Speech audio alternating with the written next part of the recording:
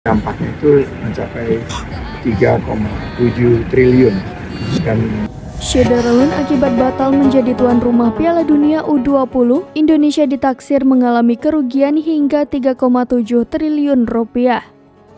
Hal tersebut disampaikan oleh Menteri Pariwisata dan Ekonomi Kreatif Sandiaga Uno melalui unggahan Instagram pribadi miliknya.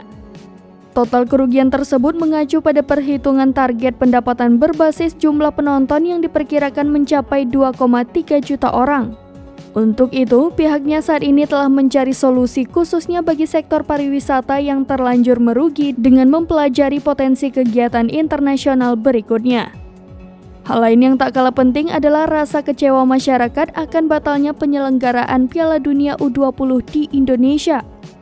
Selanjutnya, Direktur Prasarana Strategis Kementerian PUPR, Iwan Supriyanto mengatakan, pemerintah setidaknya telah mengeluarkan anggaran 400 miliar rupiah lebih untuk merenovasi sejumlah venue. Anggaran itu termasuk dalam kontrak tahun jamak di mana pengalokasiannya dilakukan pada tahun 2020 dan 2021. Pada tahun 2020, anggaran yang turun sekitar 57 miliar rupiah dan sisanya turun pada 2021. Renovasi stadion ini juga sesuai dengan instruksi Presiden nomor 8 tahun 2020 tentang dukungan penyelenggara FIFA U20 World Cup tahun 2021 yang ditandatangani Presiden Joko Widodo pada 15 September.